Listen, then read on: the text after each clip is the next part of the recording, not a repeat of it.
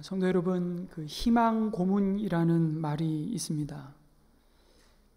거짓된 희망으로 오히려 괴로움을 주는 행위를 가리키는 것이죠. 안 될 것을 뻔히 알면서도 될 것 같다는 희망을 주어서 누군가를 더 고통스럽게 만드는 행위를 가리키는 말이죠.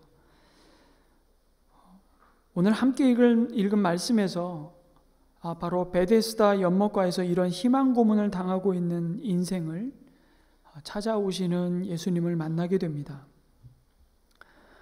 예수님이 다시 유대인의 명절이 되어서 예루살렘에 올라가셨습니다. 구체적으로 어떤 명절 기간이었는지는 알 수 없습니다. 유월절이었는지. 주로 유대인 남자들이 3대 명절에는 예루살렘 성전에 올라가서 제사를 드렸거든요. 그게 오순절이었는지 아니면 초막절이었는지 밝히고 있지 않습니다. 요한복음에는 예수님의 공생의 기간 동안 예루살렘을 4번 오가셨다고 기록하고 있습니다. 그 절기들 중에 하나였겠죠. 하지만 특이한 것은 유대인 남자라면 당연히 예루살렘 성전을 향해서 곧장 나아갔을 텐데 예수님은 양의 문 곁에 있는 베데스다라는 연못가에 멈추셨습니다. 비교적 성전하고 가까운 이 양의 문 곁에 베데스다 연못은 그 성전으로 향하는 길목에 위치해 있었거든요.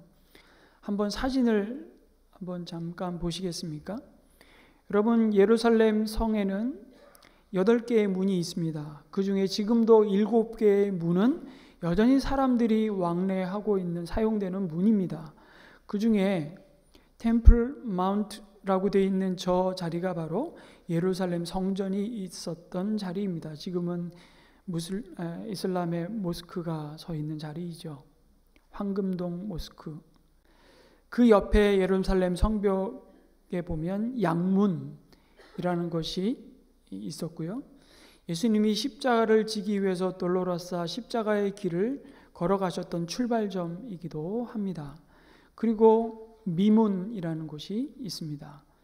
비교적 성전과 가까운 예루살렘 성을 출입하는 문이었고 많은 순례자들이 그 문을 통해서 예루살렘 성전으로 올라갔습니다.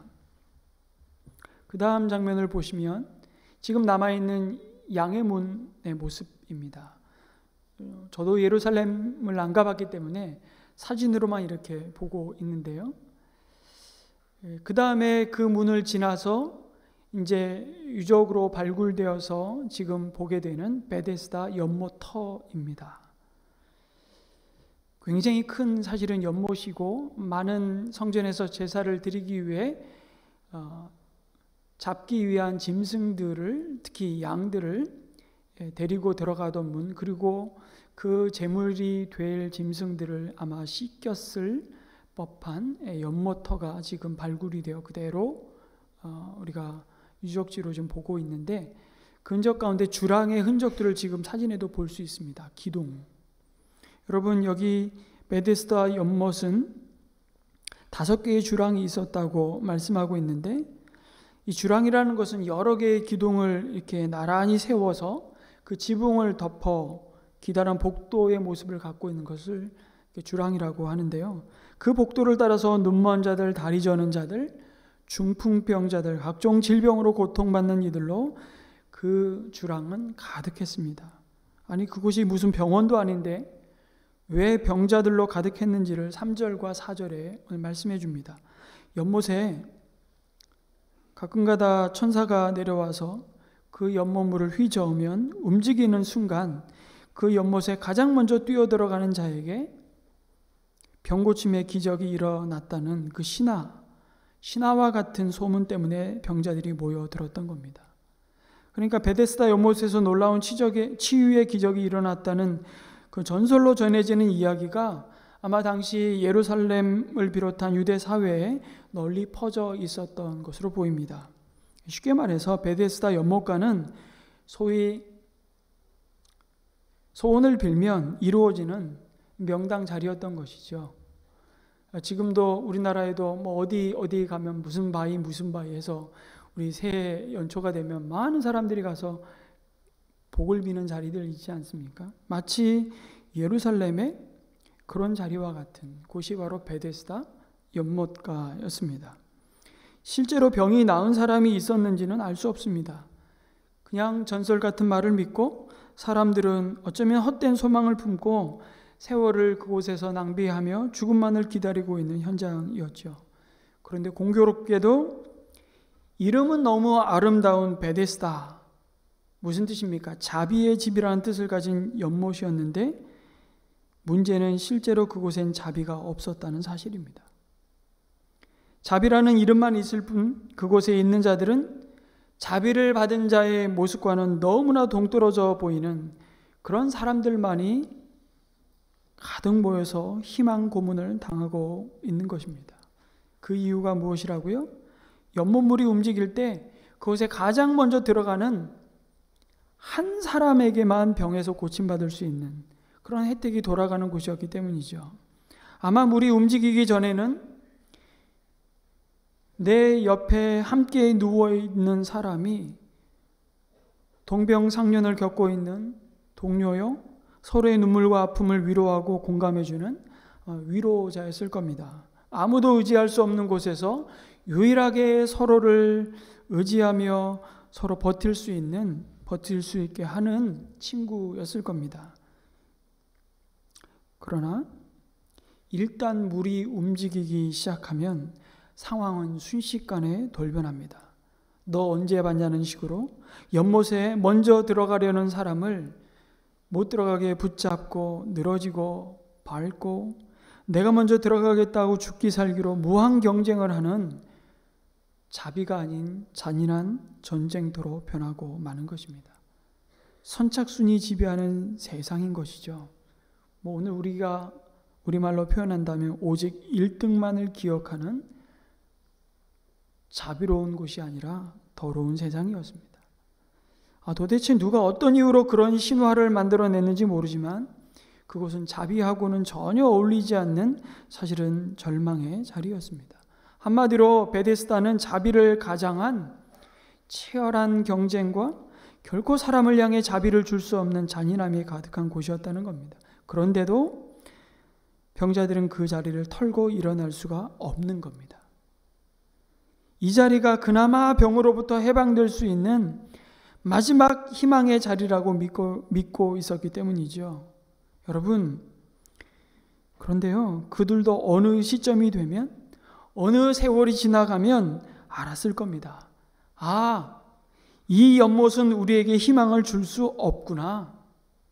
물이 움직일 때 죽기 살기로 내가 먼저 들어가면 살 수 있을 거라고 그런데 그렇게 뛰어들어간 그 사람, 그렇게 맨 먼저 들어갔던 그 사람이 여전히 내 옆에 누워서 더 절망스럽게 엎드려 살아가고 있는 모습을 보지 않았겠습니까? 죽었는지 살았는지 알 수 없는 세월이 지나가고 있는 것을 보지 않았겠습니까? 그래도 이제는 여기 아니면 갈 곳이 없는 것입니다. 베데스다는 헛되고 가짜 희망에 붙들려서 숨만 헐떡이고 있는 그런 곳이었습니다. 마치 빚더미에 앉아있는 사람이 한 끼 밥 먹을 돈은 없으면서도 복권을 사는 심정이 이런 것일까요? 그렇게 희망 고문을 받고 있는 거죠. 아무도 나은 사람이 없는데도 여기를 떠나지 못하는 것이 인생의 비극적인 모습입니다. 베데스다 연못가가 우리가 살아가는 세상의 모습이라고 말씀하고 있는 겁니다. 소문과 기약 없는 희망을 품은 채 대박을 꿈꾸면서 헛된 고문을 당하는 세상에 자신의 운명을 맡긴 채 살아가는 인생의 모습을 바로 이 베데스다 연못가에 모인 병자들의 모습에서 보는 것이죠. 여러분, 문제 없는 인생이 누가 있겠습니까? 마음의 깊은 상처와 눈물과 때로는 한스러움과 원망과 고통이 없는 사람이 어디 있겠습니까? 그런데 문제는 그것을 헛된 소문에 의지해서 풀어보겠다는 것입니다. 우리는 그런 성공 신화와 매일 싸웁니다. 어디 가나 1등을 해야 된다는 것이죠. 스카이대를 나와야 된다는 것입니다. 우리는 뭘 소유하면 인생이 낫게 된다고 생각하십니까? 돈을 벌면, 권력을 쥐면 모든 문제가 해결된다고 소리치는 이런 헛된 희망을 가지고 삽니다. 내가 이번에 이 학위를 가질 수 있다면, 이런 남자 이런 여자를 만나면 내 인생은 팔자 핀다고 생각하기도 합니다. 이것만 있으면 불행 끝 행복 시작이라고 말하는 것들이 여러분 무엇입니까? 그것은 어쩌면 여전히 눈을 떼지 못하고 바라보고만 있는 베데스다 연못가의 물이라고 말할 수 있겠죠. 그것만 내 안에 채워지면, 내가 그 베데스다 연못에만 들어가면 이제 팔자 고칠 것 같다고 생각하는 것, 그것이 무엇입니까? 돈입니까? 명예, 권세, 학벌, 성공, 외모, 인기? 여러분, 희망이 아닌 것을, 아니 결코 희망이 될 수 없는 것을 희망 삼고 붙들고 놓지 못하고 있는 것이 바로 우리 인생의 베데스다라고 말씀하십니다. 근본적으로 문제 해결을 받은 사람이 없는데도 여전히 세상 방식에 목을 매는 사람들로 가득한 자리가 베데스다였습니다. 안 되는 것을 너무 빤히 알고 있으면서도 그 자리를 떠나지 못하는 사람들로 가득한 곳, 그 방법으로는 안 되는데 여전히 실패한, 우리 인생이 죄로 말미암아 피할 수 없이 지나갈 수밖에 없는 그 결핍을 도무지 채울 수 없음에도 그것이 내 인생을 책임져 주고 나의 결핍과 나의 고통을 해결해 줄 것처럼 붙들고 살아가는 것, 인생의 문제를 뿌리채 뽑아 해결할 수 없음에도 그것을 붙들고 살아가는 세상, 그게 베데스다 연못과 같은 세상이고 우리는 그와 같은 세상을 살아가고 있다고 말씀하십니다. 그런데 기약 없는 그 희망 고문을 당하는 베데스다 연못가를 예수님이 찾아가십니다. 여러분, 베데스다 연못가를 한번 여러분 오감을 통해서 한번 상상해 보십시오. 그 중에서도 여러분 수년 혹은 수십 년을 노숙으로 보내면서 제대로 씻지 못하고 먹지 못했을 많은 병자들이 거주하는 그곳에서 여러분 풍겨 나오는 그 냄새를 한번 여러분 맡는다고 한번 상상해 보십시오. 그 자체로 그것을 거부하게 만들었을 겁니다. 수많은 병자들, 그것도 더 이상 나을 수 있다는 희망을 다 잃어버린 채 어쩌면 죽는 날만을 기다리는 사람들이 그 많은 지나가는 순례객들을 퀭한 눈으로 바라보는 그곳에 여러분은 가고 싶겠습니까? 별로 가고 싶지 않을 겁니다. 사람들에게 결코 유쾌한 장소가 아니었을 겁니다. 말씀 묵상하는데 그 주랑에 셀 수 없는 환자들이 누워져 있는, 어쩌면 참 참혹한 그 현장 안에 한복판에 서 있는 그 경험을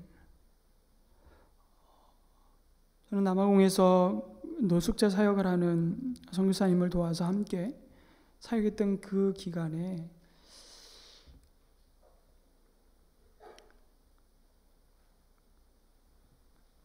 다리 밑에서, 철길 옆에서, 또 광장에서 그냥 쓰러져 자는 노숙자들을 모아가지고 예배를 드릴 때 그들 몸에서 나는 냄새, 그 냄새가 이런 냄새였겠구나라는 상상을 다시 한번 해보게 되었습니다. 그들을 만나서 허구하고 악수하고 예배를 드리고 나면은 광장을 중심으로 동서남북 잘 차려진 옷을 입고 예배를 마치고 나오는 백인들이 그렇게 광장에서 노숙자들과 함께 예배드리는, 그것도 이상한 동양인이 와서 흑인 노숙자들을 데리고 예배드리는 모습을 쳐다보는 그 눈빛을 잊을 수가 없어요. 그리고 우리들도 가까이 하지 않으려고 합니다. 심지어는 한 번은 이런 경험도 했어요. 저를 가르쳤던 교수님도 그냥 지나가시더라고요. 그렇죠. 그렇게 그들과 함께 한나절을 보내고 집에 돌아오면 그냥 집에 들어갈 수가 없는 거예요. 제 온몸에 그들이 내뿜었던 그 악한 역한 그 냄새가 우리 집안을 진동하는 거죠. 그럼 제가 다 탈복을 하고 샤워를 해야만 겨우 우리 아이들을 안아줄 수 있었던 기억이 갑자기 나더라고요. 그런 곳이 아니었을까. 경험을 떠올리면서 여러분, 유대인 명절을 맞아서 예루살렘 성전으로 올라가는 많은 순례자들도 그냥 할 수만 있으면 빨리 지나쳐가는 곳이었을 겁니다. 별로 눈길을 주고 싶지 않은 사람들이 모여 있는 곳, 그들과 괜히 말 섞고 접촉했다가 부정이라도 타면 오히려 예루살렘 성전에 제사하기 위해서 이 먼 길을 오랜 시간과 돈을 들여서 왔는데 성전에도 나가지 못하는 일이 생길까 봐 아예 눈길조차 주고 싶지 않은 곳이 바로 베데스다 연못가이지 않았을까 생각을 해봅니다. 그리고 그곳에 누워있는 수많은 병자들은 양의 문과 성전 사이에 머물면서 성전으로도 나아가지 못하고, 그렇다고 그곳을 벗어나서 정말 새 인생을 출발할 수도 없는, 오도 가도 못하는 막장 인생들만이 모인 곳이 베데스다 연못가였겠구나 생각이 들더라고요. 그런데 주님은 바로 그곳을 찾아가셨습니다. 아니, 갈릴리로부터 예루살렘까지 그 먼 걸음의 목적지는 사실 성전이 아니라 바로 베데스다 연못가였습니다. 예수님은 사람들이 거부하는 바로 그곳으로 향하셨던 것이죠. 자비의 집이라는 이름은 있으나 자비가 아닌 잔인함만 가득한 베데스다 연못가에 세상이 알 수도 없고 세상이 줄 수도 없는 그 영원한 자비와 그 평안을 주시고자 찾아가셨습니다. 그리고 예수님은 한 사람을 주목하셨죠. 바로 이름도 밝히지 않는 38년 된 병자로 누워있는 한 사람이었습니다.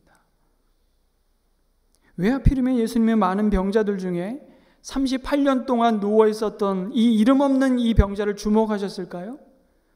38년 동안 누워서 스스로 움직일 수 없는 병자의 모습, 그 모습은 아마 많은 병자들 중에서도 가장 절망적인 사람이었을 것입니다.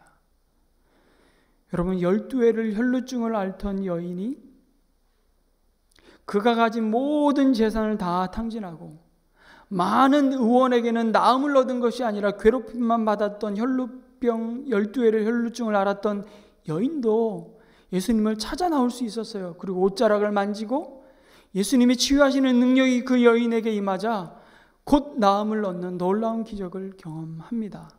그런데 이 38년 된 병자, 12회가 아니라 그 3배가 넘는 세월을 누워 있었던 병자, 그는 스스로 주님 앞에 나올 수 없는 자였습니다.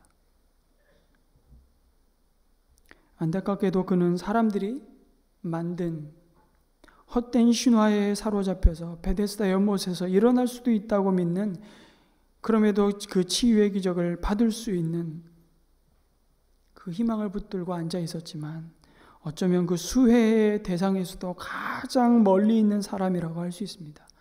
가장 가망이 없는 자, 안식을 스스로 이룰 가능성이 전혀 없는 사람이지 않았을까요? 예수님은 이 38년 동안 누워있는 그 병자를 오늘 말씀해 보니까 보셨다라고 말씀합니다.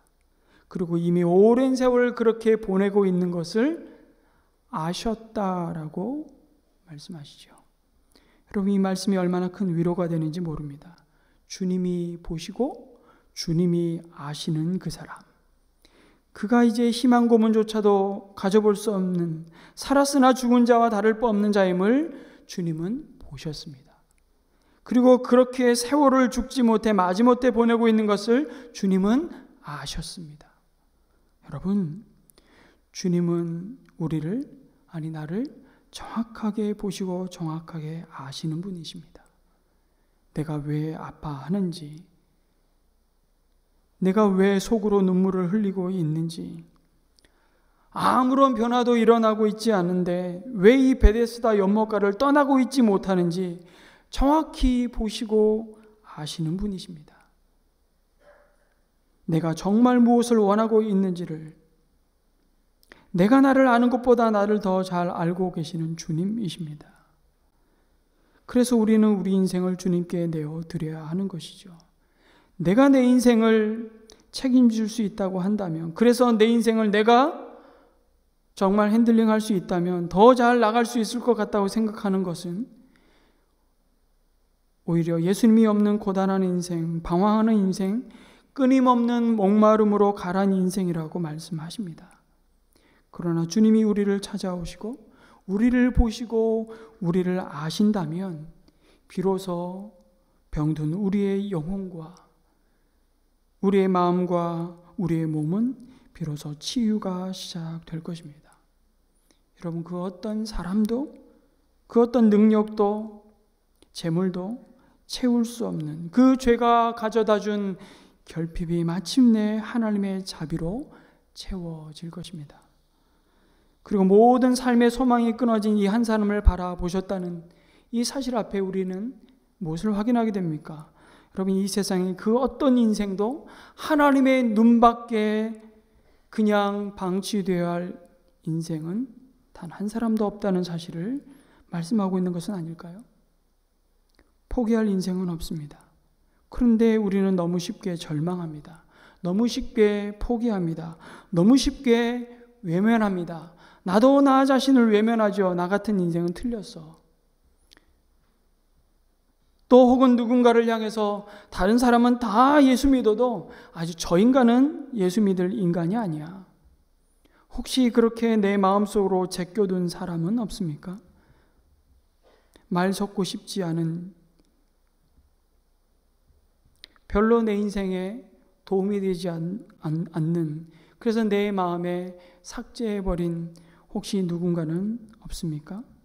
하나님은 오늘 바로 그 사람이 내가 찾는 한 마리에 잃어버린 내 양이라고 말씀하십니다. 여러분, 이 38년 된 병자가 어떤 자격이 있어서 예수님의 이 놀라운 세 번째 표적이 대상이 되었을까요? 아니요. 우리 다음 주에 한 번 더 살펴보겠지만 이 사람에게는 그 어떤 자격도 없었어요.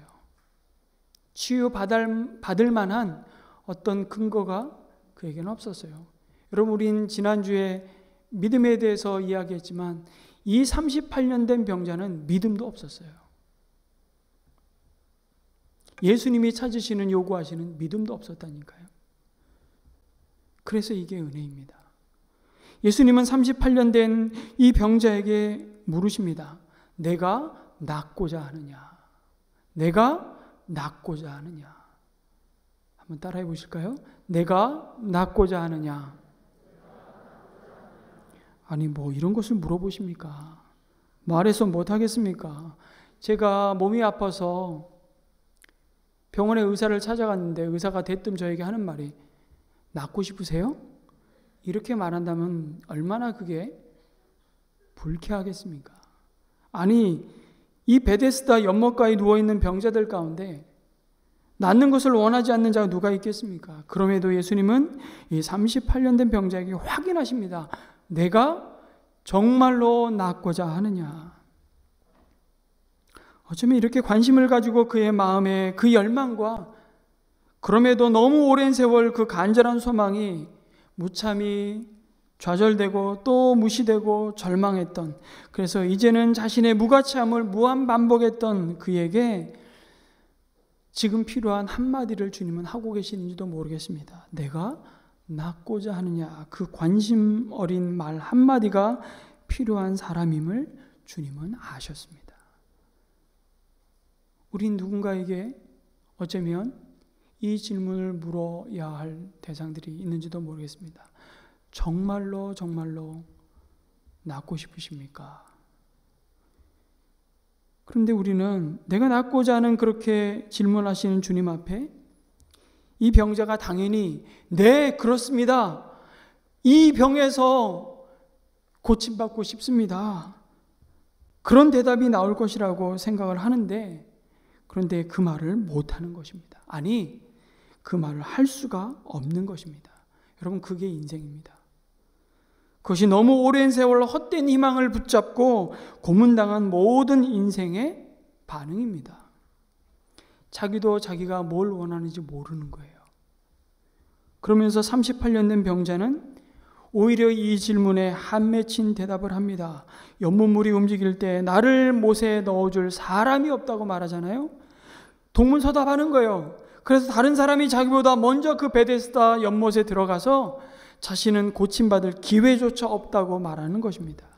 그것은 마치 자신이 고침 못 받은 것이 다른 사람 때문이라고 남 탓을 하고 원망하는 듯 들립니다.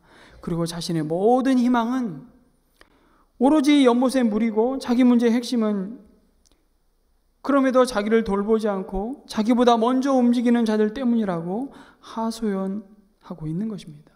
어느덧 38년의 베데스다 연못에서의 이 삶이 정말 병이 정말 낫고 싶어서 시작한 삶이었을 텐데 이제 그 고침받고 싶다는 열망은 남들보다 더 빨리 연못에 내려가야 한다는 그 열망으로 바뀌어 버린 것이죠. 그 연못에 먼저 내려가야 하는 것이야말로 내 이 문제의 궁극적인 해결인 것처럼 생각하고 있는 것입니다. 마치 이런 것이죠. 주님, 나의 문제는요, 나에게 좋은 학벌이 없다는 것입니다. 나에게 이 지긋지긋한 가난을 물려준 이 집안이라고 얘기하는 것이죠. 통장에 별로 가진 돈이 없다는 것이고 나보다 앞서가는 사람이 항상 있다는 것이 내 인생을 꼬이게 만드는 이유라고 지금 원망하며 탄식하고 있는 겁니다. 그래서 남들보다 먼저 연못에 내려가는 것이 내 인생의 궁극적인 목적이 되어버리고 말았던 이 병자처럼 여전히 우리는 헛된 열망을 내 삶의 목적 삼고 방황하고 있지는 않느냐고 주님이 오늘 우리에게 물어보십니다. 예수님은 내가 정말 낫고자 하느냐? 왜 뻔한 질문을 하시는 것일까요? 우리가 진정 무엇을 원하는지 모르고 살아가는 사람들이기 때문입니다. 그냥 다른 사람들이 원하는 것을 나도 원하고 다른 사람들이 갖고 있으니까 그냥 나도 그냥 가져야만 된다는 생각 갖고 싶은 것입니다. 필요가 없어도. 그리고 세상은 그 욕망을 끊임없이 우리 마음속에서 부추기죠. 예수님은 그 자리에서 일어나라. 그리고 너의 자리를 걷어가지고 걸어가라고 명령하십니다. 자기 연민에서 신세의 한탄에서 남따다는 그 자리에서 일어나라는 것입니다. 끝없이 추락하고 있는 그 절망의 자리에서 일어나라는 것입니다. 언젠가 물이 움직이면, 언젠가 내 인생에도 기회가 오면 언젠가라고 얘기하지 말고 오늘 바로 이 순간 일어나라는 것입니다. 이런 심정으로 주님은 선포하고 있는 것 같아요. 바로 지금은 은혜 받을 만한 때요. 바로 지금이 구원의 날이라고 말씀하십니다. 오늘 주시는 은혜를, 아니요, 잠깐만, 제가 좀 더 내 힘으로 한번 해보고요. 오늘 주시는 은혜를 내일 받겠다고 말하는 그 어리석은 자리에서 지금 일어나라고 말씀하십니다. 그리고 너의 자리를 거두라고. 너의 자리는 이곳이 아니라고 말씀하시죠. 내가 38년 동안 깔고 죽음을 기다리는 그 자리는 더 이상 너의 자리가 아니라고 말씀하십니다. 그리고 걸어가라 명령하십니다. Keep working. 계속 걸어가라는 거죠. 너의 인생은 여기 그냥 머물러서 해결될 인생이 아니라고. 여기 정체되어 있는 것이 아니라 내가 너에게 주는 새로운 부르심을 향해 달려가는 인생이 될 것이라고 말씀하십니다. 가난한 집안이 너무너무 지긋지긋하고 싫어서 자신의 그러한 결핍과 목마름을 해결해 줄 것 같은 한 믿지 않는 남자를 만나서 결혼했던 성도님의 이야기를 말씀드리고 싶습니다.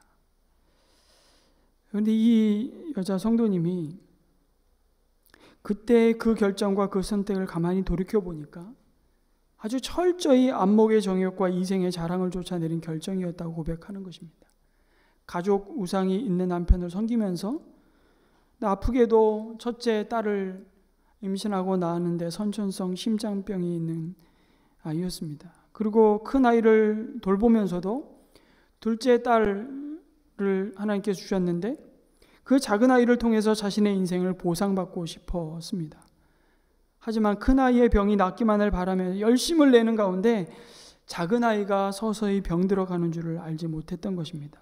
그러다가 남편의 폭력과 폭언이 시작되기도 하고 그 문제를 세상 법으로 고치려고 달려갔던 법정 싸움 끝에 결국 이분은 어린 두 딸을 남편에게 맡긴 채 이혼을 한 것이었습니다. 도망쳐 나온 거예요. 이후 작은 아이는 정말 어린 나이에 이혼과 사업 실패로 조울증을 앓게 된 아빠와 장애가 있는 언니를 엄마 대신 보살펴야 했던 것입니다. 아이가 2번의 자살 시도를 할 정도로 너무너무 힘든 시간을 보냈다는 사실을 이 엄마는 나중에 알게 되었습니다. 그렇게 이혼 10년째 되던 해에 주님이 그녀에게 찾아오셨습니다. 그리고 찾아오시면서 그에게 주신 말씀이 바로 내가 낳고자 하느냐? 라는 질문이었습니다. 자신의 이기심으로 가족에게서 도망친 죄인임을 비로소 깨닫게 하셨던 것이죠. 그리고 작은 아이가 고1 때 하나님의 은혜로 가정이 재결합하게 되었습니다.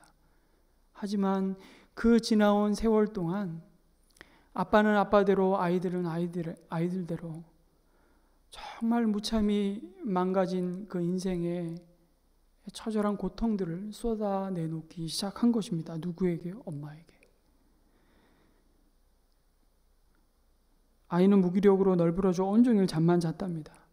모든 것이 엄마인 자신의 유익만 찾으려고 하는 이기심과 욕심 때문임을 깨닫게 되었을 때 아이는 상담과 함께 약을 먹고 조금 나아지자 이제 살만 한 건가? 라는 생각하는 순간 엄마를 향해 극심한 분노와 울분을 토했습니다. 이 모든 것을 말없이 받아낼 때 남편의 조울증도 크게 달했답니다. 하나님을 원망하면서 그래서 이 재결합을 한 것을 정말 후회하기도 했는데 하지만 자신의 죄와 어리석은 불순종이 낳은 열매를 감당해야 할 것을 알았고 인정하고 죽을 힘을 다해 받아 주었습니다.